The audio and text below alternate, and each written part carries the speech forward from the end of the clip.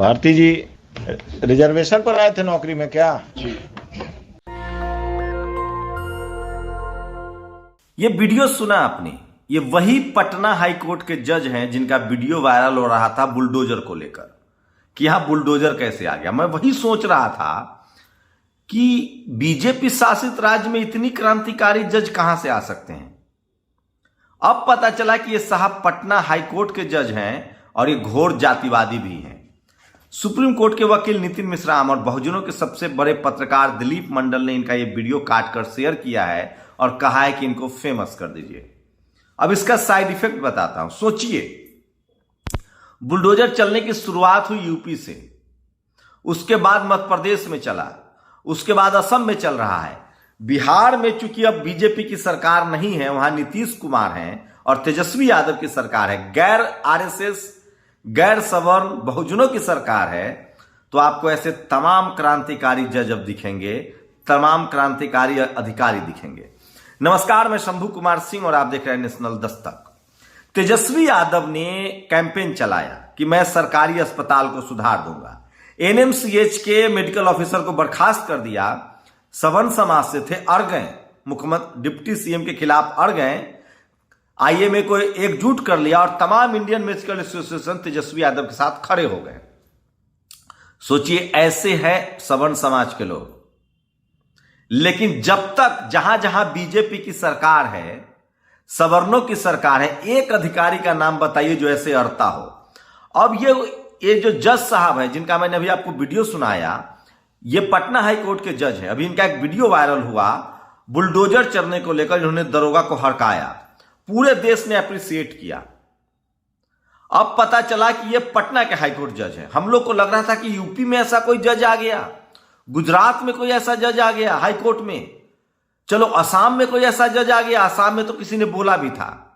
मुझे लगा मध्य प्रदेश में ऐसा कोई जज आ गया। नहीं भैया, ये बिहार में ऐसा जज आया है जो सरेआम कोर्ट में एक शेड्यूल कास्ट के दरोगा को कहता है कि आरक्षण से आए हो, और फिर ठहाका लगता है। भारती जी रिजर्वेशन पर आए थे नौकरी में क्या?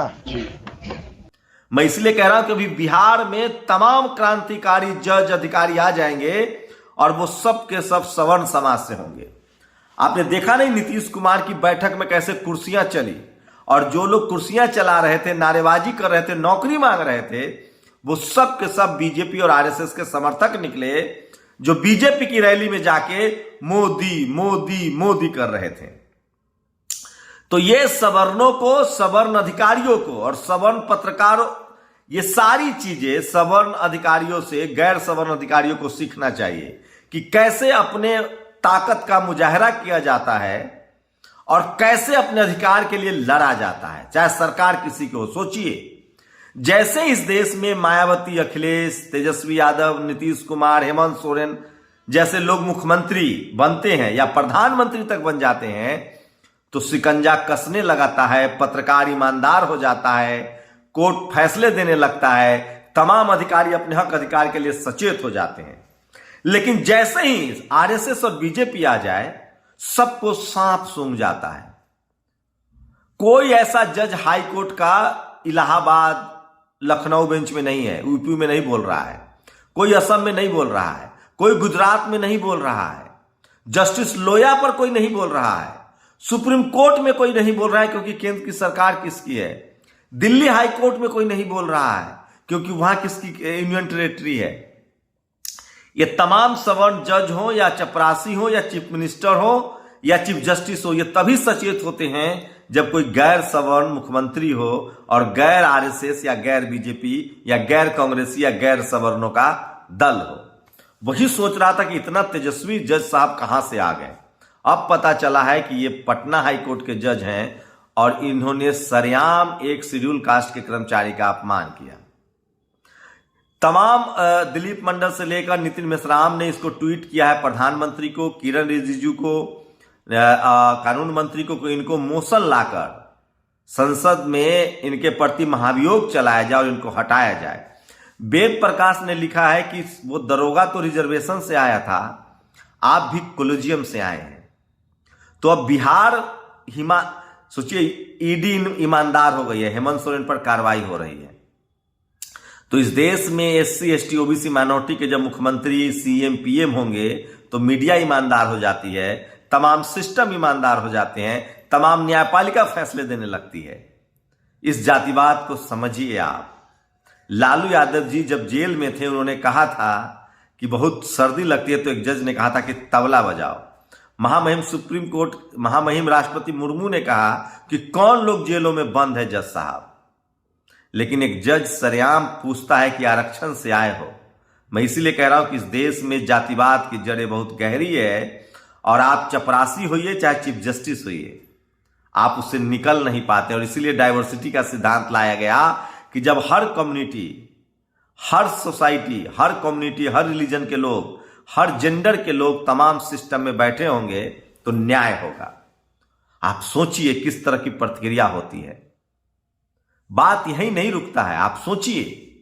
इस देश के गैर सवर्ण अधिकारियों से मैं पूछना चाहता हूं, कब तक आप लोग डरेंगे? गैर सवर्ण अधिकारी चपरासी हो या चीफ जस्टिस बनते हैं, एसपी हैं, डीएम हैं, मंत्री हैं, कब तक डरेंगे आप लोग?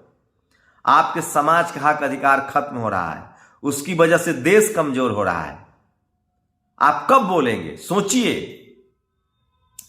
कल यूपी में, ये सब वीडियो देखते जाइए, यूपी में ठाकुर समाज के अधिकारियों की नियुक्ति कर दी गई, चाहे तमाम जगह पर किस तरह से पुलिस का व्यवहार रहा है। 2-3 वीडियो देखिए। आगे आईडी दिखाई हमने, वो पर्ची हमारी लेके फाड़ के उन्होंने फेंक दी, बोले चलो जाओ घर को।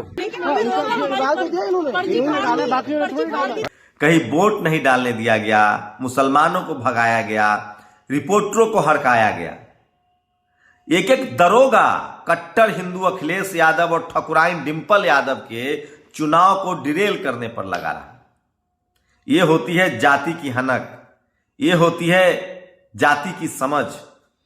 सोचिए, इन्फोर्समेंट डायरेक्टरेट ईडी के जो मिश्रा जी हैं उनको 3 बार एक्सटेंशन दिया गया, लेकिन कोई नीचे का उनके नीचे वाला अधिकारी मुंह नहीं खोलेगा।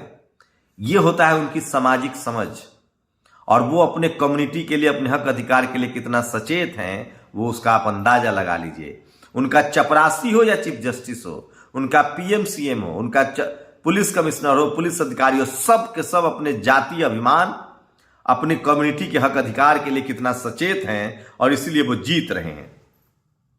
वहीं एससी एसटी ओबीसी माइनॉरिटी के नेता हो, अधिकारी हो, कर्मचारी हो, हम सब पत्रकार हो, सब डर के साए में जीते। हम 2म दर्जे के नागरिक हैं, हमें अपने हक अधिकार के लिए बोलना चाहिए।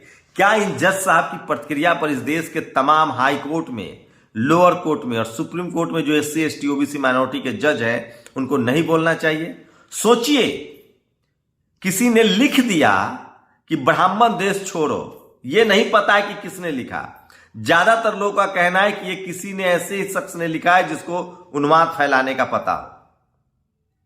अब तक मैं इसलिए कह रहा हूं कि ब्राह्मण बनिया देश छोड़ो, यह बनिया शब्द नहीं है इस आइडियोलॉजी में। ब्राह्मण समाज को डीएनए के आधार पे विदेशी लोग मानते हैं। बामसेफ का यह आंदोलन है कि डीएनए की जांच हो, उसमें बनिया किसी ने तो घुसाया है, फिर ठाकुर घुसाया है, कायस्थ घुसाया है।